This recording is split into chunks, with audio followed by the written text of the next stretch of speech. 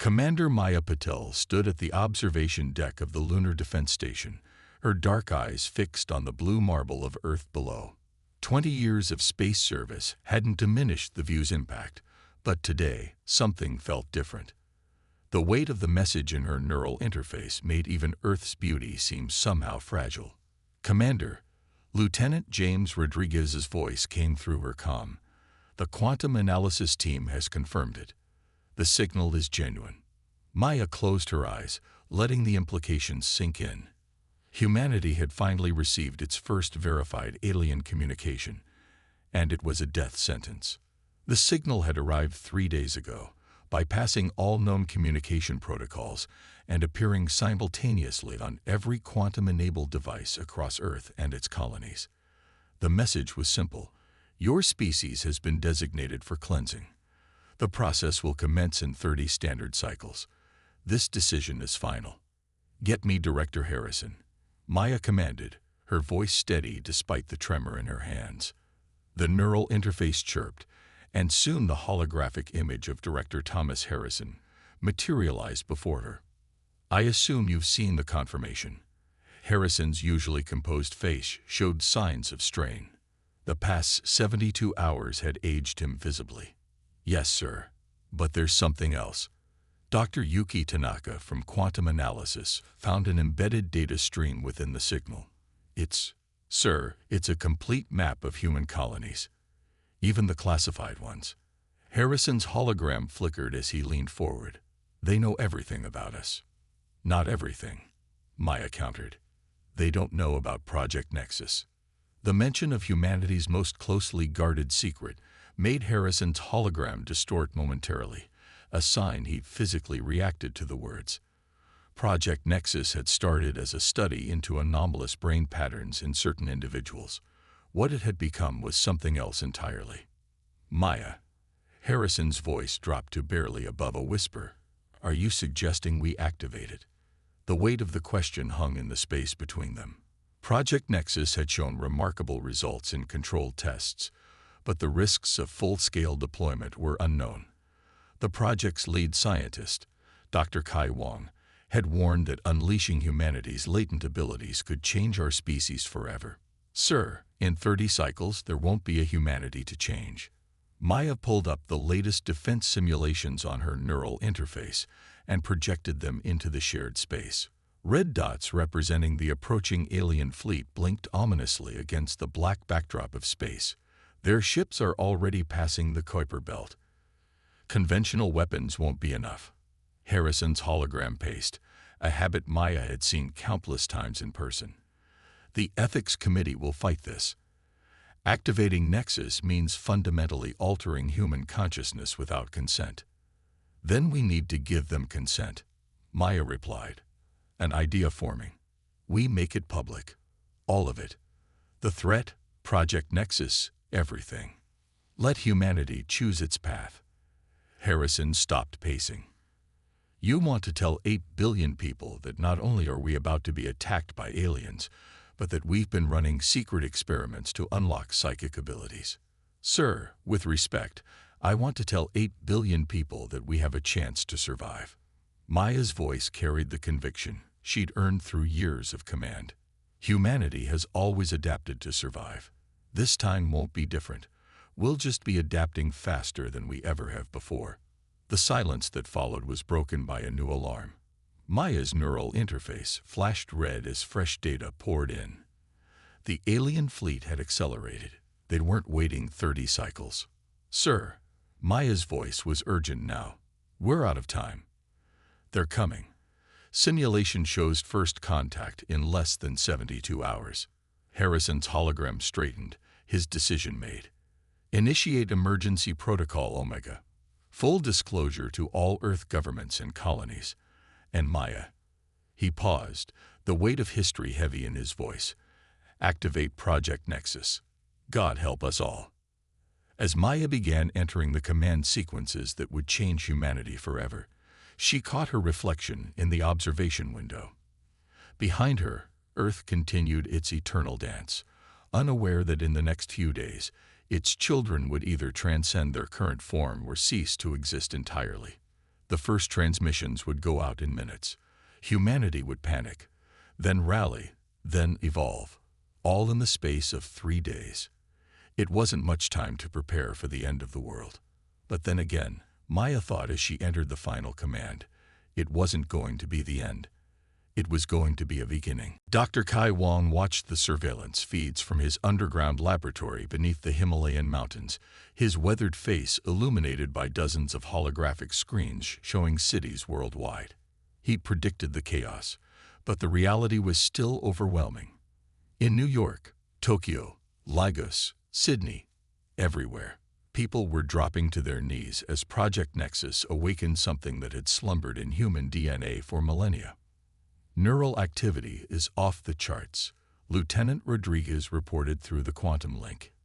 His voice was strained. He too was experiencing the change. "Sir, what exactly did we just unleash?"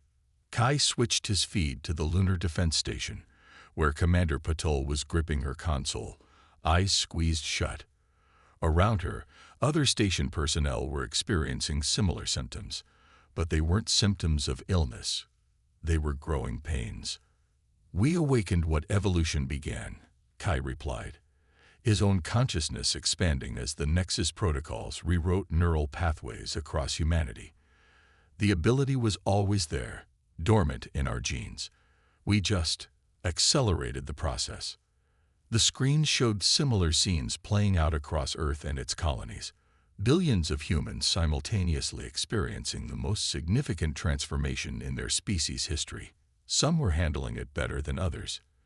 Military personnel and those with specialized training seemed to adapt faster, their minds already disciplined enough to handle a flood of new sensations. "Dr. Wong," Maya's voice cut through his thoughts, somehow clearer than before. "Something's happening. I can feel them." Kai nodded, though she couldn't see him. "The alien fleet." "Yes, that's part of what Nexus does. It connects us, not just to each other, but to everything. The universe itself is conscious, Commander. We just couldn't perceive it before." A new alert flashed across his screens. The alien fleet had detected the massive surge of psychic energy emanating from Earth. They were accelerating again, but this time Kai could sense their emotion. Fear. "They're afraid." Maya voiced what Kai already knew. They knew this could happen. That's why they wanted to eliminate us before. Her voice trailed off as a new sensation washed over the quantum link. Billions of human minds were beginning to synchronize, creating a vast neural network that spanned the solar system.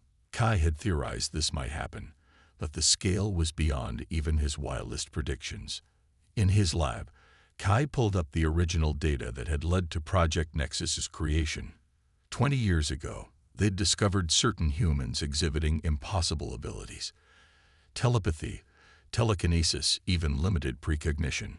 Study of their DNA revealed a dormant genetic sequence that, when activated, allowed access to what Kai called the consciousness layer of reality. But attempting to activate this sequence artificially had proven dangerous, often fatal. It had taken 2 decades to develop a safe activation method, and even then, the Ethics Committee had deemed the risks too high for mass deployment. Now, faced with extinction, they had no choice. "Sir," Rodriguez's voice again, stronger now. "The civilian panic it's stopping. People are beginning to understand." Kai watched as the chaos on his screens gradually settled. The initial shock was giving way to something else. Wonder. Humans were starting to grasp their new abilities, and with that understanding came a profound shift in perspective. "Commander Patel," Kai called over the quantum link, "are you ready to begin Phase 2? Maya's response came not through the communication system, but directly into his mind. The clarity was stunning. "Yes, Doctor. The lunar defense grid is already responding to mental commands. We're adapting faster than projected." Kai allowed himself a small smile. Humanity had just jumped forward 1,000,000 years in evolution, and they had less than 70 hours to master their new abilities before the alien fleet arrived. But for the first time since the crisis began, he felt genuine hope. A new consciousness was taking shape, not a hive mind, but a harmonious network of billions of individual minds working in concert. Humanity's greatest strength had always been its diversity, and now that strength was being amplified beyond measure. Dr. Wong, Maya's mental voice carried a note of amazement. I'm getting reports from the Mars colonies. They're moving things. Big things. Mental coordination between multiple individuals is allowing for large-scale telekinetic manipulation. Kai switched his view to the Mars feeds. Colonial engineers were cooperatively lifting entire habitat modules with their minds, repositioning defense installations with thought alone. The learning curve was exponential, but they weren't done yet. The hardest part was still to come. Humanity had to master abilities that had only existed in science fiction just hours ago, and they had to do it before the alien fleet arrived. More importantly, they had to do it without losing their humanity in the process. As if reading his concern, and perhaps she was, Maya's thoughts reached out again. Doctor, the first combined defense drills are ready to begin. Shall we show our uninvited guests why they should have left humanity alone? Kai looked at his screens one last time. Across Earth and its colonies, billions of newly awakened minds were reaching out, learning, growing. The alien fleet approached, carrying what they thought would be extinction. The alien fleet emerged from hyperspace at the edge of the asteroid belt, 48 hours after Project Nexus's activation. 3,000 ships strong. Their formation was perfect, a deadly geometric pattern designed to maximize coverage and minimize vulnerabilities. They had cleansed hundreds of species before. This was supposed to be routine. It wasn't. They're broadcasting their battle plans directly to their entire fleet, Maya reported from the Lunar Defense Station. Her consciousness expanded to encompass the vast space between worlds. They don't realize we can hear them. The alien commander's thoughts leaked across space like radio waves, their sophisticated encryption useless against humanity's newfound awareness. Their strategy was elegant but predictable. Systematic orbital bombardment followed by ground forces to eliminate any survivors. They expected token resistance at best. They were about to be disappointed. All defense clusters report ready, Lieutenant Rodriguez announced, his mind linked with defense coordinators across the solar system. Mars colonies are in position. Lunar batteries primed. Earth's planetary shield is at full strength. The planetary shield had been one of humanity's first achievements with their new abilities. Billions of minds working in concert had created an invisible barrier of pure psychic energy around Earth. Similar shields now protected Mars and the lunar installations. Dr. Wong's voice echoed in their shared consciousness. Remember, everyone, we're not just fighting with our new abilities. We're fighting with our minds, our creativity, our human ingenuity. That's what they fear most about us. The alien fleet launched their first wave, 10,000 missiles streaking toward Earth. In another reality, even a handful getting through would have been catastrophic. But humanity had changed the rules of engagement. Maya reached out with her mind, connecting with 500 other defense operators. Together, they didn't just stop the missiles, they turned them around. 10,000 projectiles pivoted in space and accelerated back toward their origins, guided by human consciousness. The alien fleet scattered, breaking their perfect formation. Their confusion rippled across space. This wasn't in any of their battle simulations. The missiles they'd launched were now hunting them, driven by an intelligence they couldn't comprehend. But that was just the beginning. Across the asteroid belt, mining colonies that had seemed like easy targets revealed their true nature. Thousands of asteroids began to move, their courses altered by the combined telekinetic force of human miners. The alien fleet found itself caught in a deadly dance of rock and metal, their sophisticated navigation systems struggling to cope with an environment that no longer obeyed the normal laws of physics. They're trying to regroup, Rodriguez reported, preparing for a concentrated strike against the lunar installations. Maya smiled. Let them come. The alien commanders had identified the Lunar Defense Station as a primary target, assuming it was a conventional military installation. They didn't understand that humanity's strength no longer resided in buildings or weapons, but in the coordinated consciousness of billions. As a third of the alien fleet moved to attack the moon, humanity launched its counterstrike. It began subtly. Small malfunctions in ship systems, navigation errors, communications glitches. Then it escalated. Human consciousness infiltrated their neural networks, turning their own technology against them.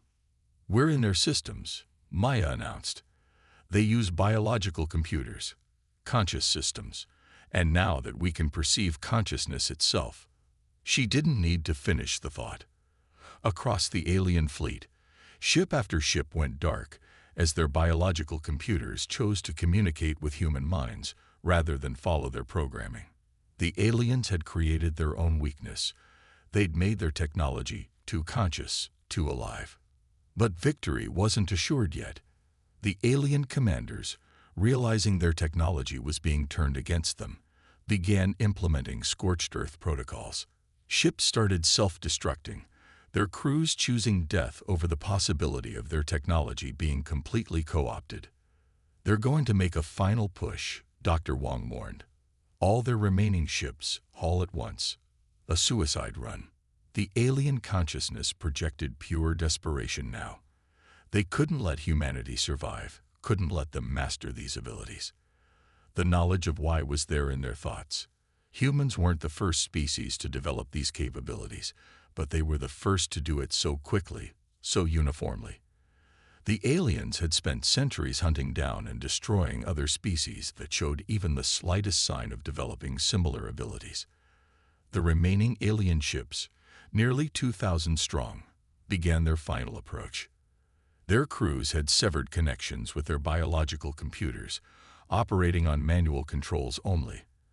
They had one goal: breach the planetary shields and deliver their payload, even if it meant their own destruction.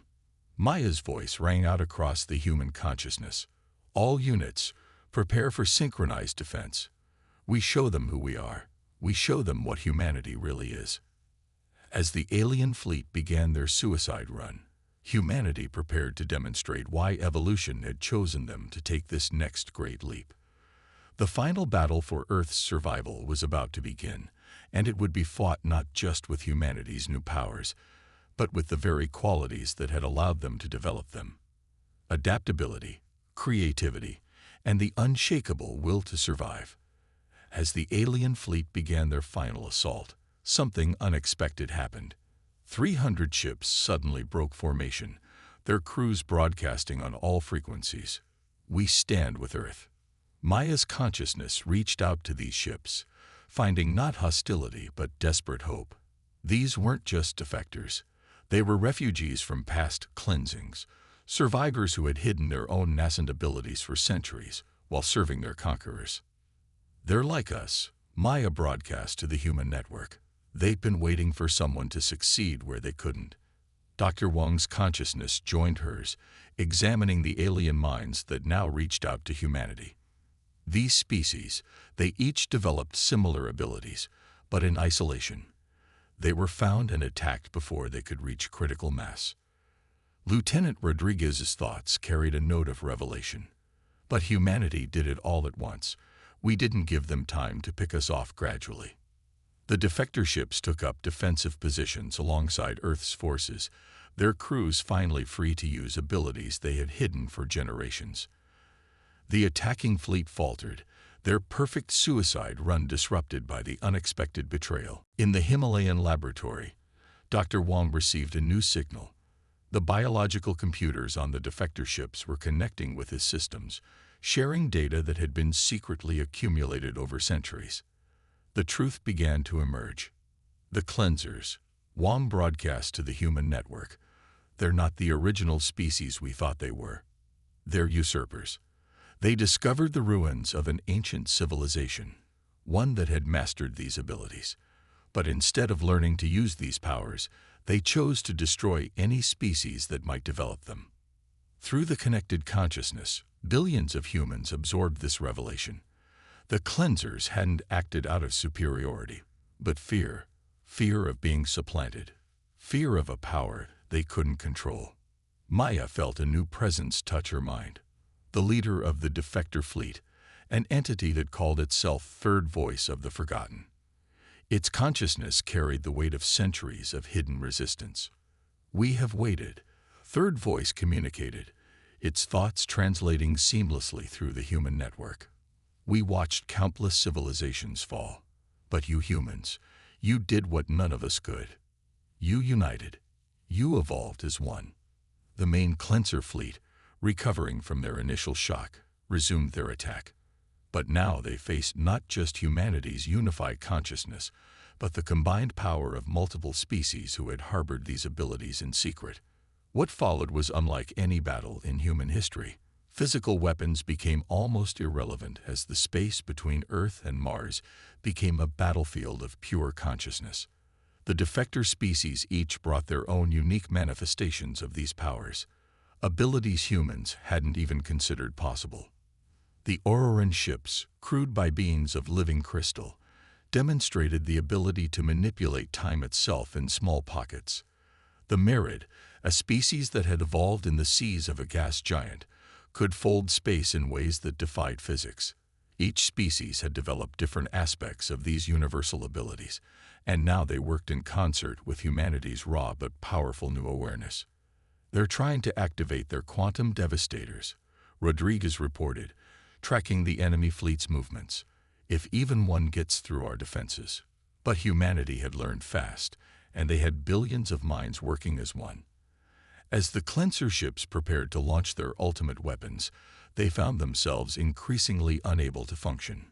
Human consciousness, amplified by their allies' ancient experience, had infected every system, every circuit. Maya felt the growing panic in the enemy fleet. Their weapons weren't responding. Their engines were shutting down. Even their life support systems were beginning to recognize the conscious commands of their opponents. "You don't have to die," Maya broadcast to the cleanser fleet. "You don't have to be afraid. These abilities, they're not a threat to you. They're the next step for all conscious life." Dr. Wang's voice joined hers. "Your ancestors found the ruins of a civilization that had transcended physical form. You chose to fear that potential. But look at what we've achieved in just days. Imagine what we could all achieve together." The battle paused as Maya's words echoed across space. In that moment of silence, something shifted in the collective consciousness of their enemies. Doubt crept in. Questions long suppressed began to surface. Then, from deep within the cleanser fleet, new voices began to rise. Young ones who had been raised on stories of the species they had destroyed, began to question centuries of doctrine. The rigid hierarchy of their society began to crack. Third Voice reached out again. "This is how it begins, not with destruction, but with understanding.